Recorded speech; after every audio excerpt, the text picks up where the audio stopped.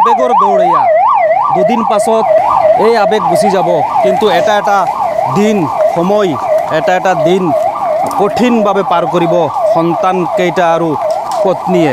চাওক তেওঁলোকে আজি অন্তিমটো দৌৰ এইভাৱে দৌৰিছে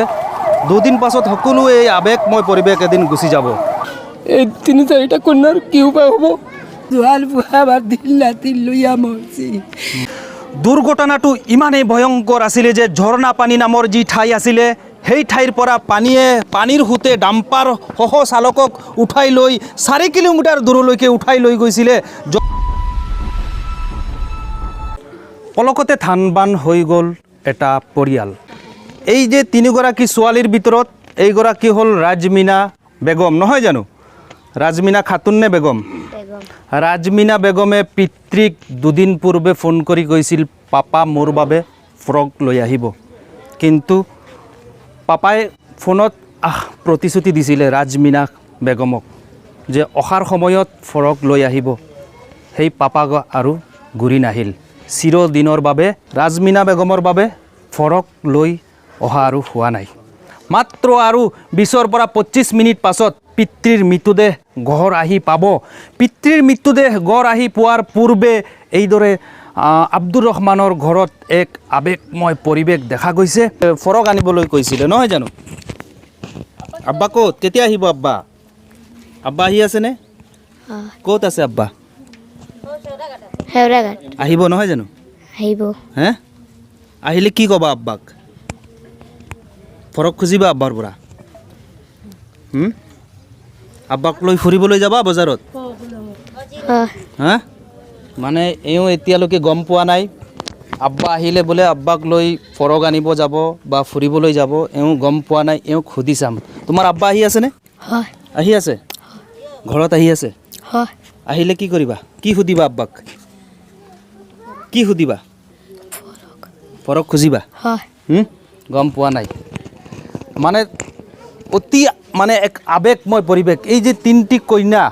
3গৰাকী কন্যাৰ ভিতৰত 3গৰাকী কন্যাই কিন্তু বৰ্তমান সময়লৈকে গম নাপায় কিন্তু পিতৃৰ মৃতদেহ এই মুহূৰ্তত আৰু আধা ঘণ্টা পাছত আহি পাব এই দীঘলজাৰৰ নিজ বাসগৃহত যাৰ বাবে এইয়া চাওক গাঁৱৰ ওচৰ চুবুৰীয়া যিসকল আছে তেওঁলোকে আচলতে তেওঁলোকে গম পায় সকলোৱে গম পায় যে এই দৰিদ্ৰ পৰিয়ালৰ একমাত্ৰ পিতৃগৰাকীৰ যে মৃত্যু হৈছে হয়তো কেমেৰা কৰি থকা অৱস্থাত চাওক তেওঁলোকে দৌৰিছে মৃতদেহ আহি পাইছে ইতিমধ্যে যাৰ বাবে তেওঁলোকে আমাৰ কেমেৰাৰ সন্মুখৰ পৰা দৌৰি গুচি গ'ল তাৰ পাছত অকণমান পাছত আপোনালোকক গুগল পে' নম্বৰটো দিবলৈ চেষ্টা কৰিম এই দুগৰাকী কন্যা ইতিমধ্যে গম পাইছে যে পিতৃৰ মৃত্যুদেহ ঘৰত আহিছে বুলি আন এটা ভিডিঅ' মই দেখুৱাইছোঁ স্ক্ৰীণত এই ভিডিঅ'টো অকণমান প্ৰত্যক্ষ কৰক সেই আবেগৰ সময়ত মই ভিডিঅ'টো শ্বুট কৰিছিলোঁ সেই সময়ত ছোৱালীগৰাকীয়ে চিঞৰি চিঞৰি কান্দি আছিলে তেওঁলোক দুজনী গম পাই গ'ল আৰু যিগৰাকী পত্নী আছে সেই পত্নীগৰাকী আচলতে অচেতন হৈ গৈছে বুলি ক'ব লাগিব কান্দি কান্দি এয়া কেমেৰাই অকণমান চাৰিওফালৰ দৃশ্য আপোনালোকক দেখুৱাই দিব যে মৃতদেহ গড় আহি পোৱাৰ লগে লগে গাঁৱৰ ৰাইজ ওচৰ চুবুৰীয়া কেনেদৰে আবেগময় পৰিৱেশৰ মাজত আছে কিছুমানে ফাল্টু কমেণ্ট নকৰিব আৰু ফাল্টু কমেণ্ট কৰাসকলক মই তেওঁলোকক ক'ম যে পৰিয়ালটোৰ দায়িত্ব ল'বলৈ যিসকলে যে আবেগময় পৰিৱেশ মৃতদেহ থকা ঘৰত এনেদৰে ভিডিঅ' প্ৰস্তুত নকৰিবলৈ যিসকলে ফাল্টু কমেণ্ট কৰিব তেওঁলোকক মই অনুৰোধ জনাম আপোনালোকে আহক আহি পেলাই এই পৰিয়ালটোৰ দায়িত্ব লওক যে গোটেই জীৱন পৰিয়ালটোক পোহপাল দিব ল'ৰা ছোৱালীসকলক স্কুলত লৈ যাব বুলি কাৰণ এনে দৃশ্য কিছু আবেগ দৃশ্য তুলি ধৰিবই লাগিব অসমৰ ৰাইজক দেখুৱাবই লাগিব কিয় 3টি সন্তান কন্যা সন্তানৰ ভৱিষ্যত আছে পত্নীগৰাকীৰ ভৱিষ্যত আছে মাতৃ আছে সেইসকলৰ ভৱিষ্যত কি হ'ব দেখি পেলাই আহি যোৱা মই নহয় তই অকণমান আহি যোৱা বিৰাট দুখ লাগে এই 3-4টা কন্যাৰ কি উপায় হ'ব গতিকে আপোনালোকে এইটো অকণমান সান্তনা হিচাপে সান্তনা দিব লাগে এই 3গৰাকী কন্যাৰ মুখৰ ফালে চাই আপোনালোকে ভিডিঅ'টো যিমান পাৰে শ্বেয়াৰ কৰিব এই 3গৰাকী কন্যাৰ ভৱিষ্যতৰ ফালে চাই আপোনালোকে যোনে যিমান পাৰে সহায় কৰিব পৰিয়ালটোক কাৰণ সকলো কথা আবেগিক মুহূৰ্তবোৰ আপোনালোকে দৃশ্য দেখিলেই গম পায় যে কিমান আবেগ আৰু কিমান কঠিন বিপদৰ সন্মুখীন হ'ব পাৰে যে এটা পৰিয়ালৰ মূল উপাৰ্জনকাৰীৰ মৃত্যুৰ পাছত তছ নছ হৈ গ'ল পৰিয়ালটো আজি যদি ধনী ঘৰৰ তেওঁলোকৰ আৰ্থিক অৱস্থা ভাল হ'লেহেঁতেন তেতিয়াহ'লে আমিও এনেধৰণৰ ভিডিঅ' প্ৰস্তুত কৰাৰ আমাৰ মানসিকতা নাথাকিলেহেঁতেন আমাৰো প্ৰয়োজন নাছিলে ভিডিঅ' প্ৰস্তুত কৰাৰ কাৰণ আজি সকলো গাঁৱৰ কোনো ৰাইজে বাধা দিয়া নাই, সকলো আজি ওতঃপ্ৰোতভাৱে কেমেৰাৰ সন্মুখত কিয় আহিব বিচাৰিছে তেওঁলোকে জানে যে এই পৰিয়ালটোৰ মুৰব্বী আব্দুৰ ৰহমানৰ মৃত্যুৰ পাছত এই পৰিয়ালটোৰ দিন কেনে যাব। কাৰণ আজি যিমান মানুহ আপোনালোকে দেখিছে, দুদিন পাছত এটা মানুহ নাপাব আপোনালোকে,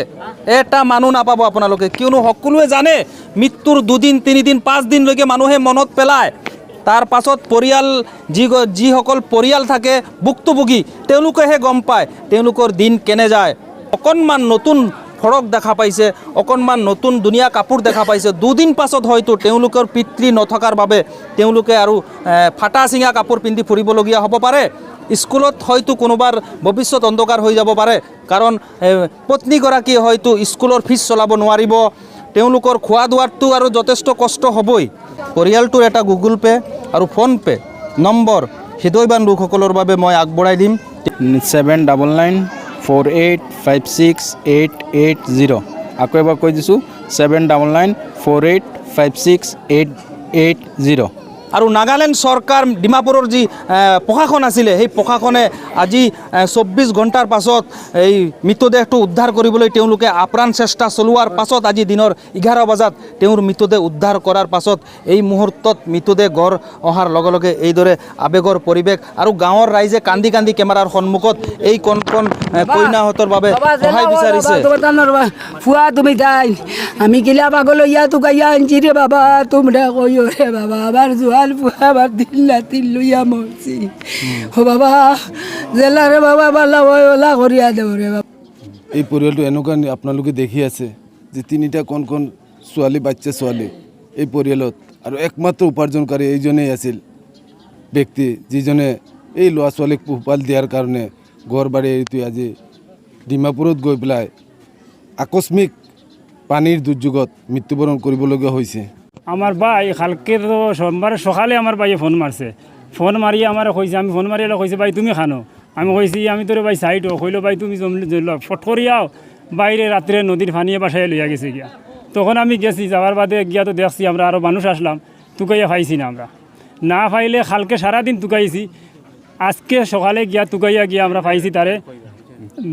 যেন যে জায়গাটাতে স্কিডও রয়েছে গাড়ি সকারে এই জায়গাতে গিয়া কমসে কম 20 কিলোমিটার 25 কিলোমিটার দূরেই অনুযায়ী আমরা বাইরে আমরা পাইছি। তখন আর 25 কিলোমিটার দূরত পানীয়ে মানে ঠেলি লৈ গ'ল। জি পানীও তখন দূরেই আনছে। পরে আবার অন্তেকি বাদে আমরা নাগাল্যান্ড পুলিশ লইয়া গিয়া অন্তেকি ডেড বডি উদ্ধার করিয়া লইয়া আমরা বাড়িতে আইছি। তো সবচেয়ে দুঃখর কথা হইলো যে আমার বাড়িটা ওরা গাড়ি চালায় আর খায়, তার 2টা 3টা বা কুটি 3টা হরুতা আসেন, ও হরুতা গুনতার বা যদি চাইয়া যদি আমরা দৈনিক মানুষ আমরা দিন চাপ আরও ওলা যে আসেন, যদি তারা যদি কোনো সহায় সহযোগিতা যদি করেন। মই তেওঁৰ এই মুহূৰ্তত হোজাইৰ যি দীঘলজাৰ সেই দীঘলজাৰ পৰা আপোনালোকক মই এই আৱেগময় পৰিৱেশ দেখুৱাবলৈ চেষ্টা কৰিছোঁ। প্ৰত্যেকখন জিলাৰ পৰা অনুগ্ৰহ কৰি আপোনালোকে ভিডিঅ'টো শ্বেয়াৰ কৰি দিব, প্ৰত্যেকখন জিলাৰ পৰা আপোনালোকে এজন কৰি হ'লেও শ্বেয়াৰ কৰিব যাতে ভিডিঅ'টো ইমানে ভাইৰেল হয়। আৰু যি গুগল পে' আৰু ফোনপে' নম্বৰ আপোনালোকক মই আগবঢ়াই দিছোঁ, সেই ফোনপে' নম্বৰত গুগল পে' নম্বৰত এই পৰিয়ালক আপোনালোকে সহায় কৰিবলৈ আগবাঢ়ি আহিব। আপুনি যদি সহায় কৰিব নোৱাৰে আপুনি শ্বেয়াৰ কৰি দিব, যাতে আপোনাৰ এটা শ্বেয়াৰে আৰু 10জনৰ দৃষ্টিগোচৰ হয় আৰু 10জন ব্যক্তিয়ে যাতে এই পৰিয়ালটোৰ কাষত থিয় হ'ব পাৰে। আৰু এয়া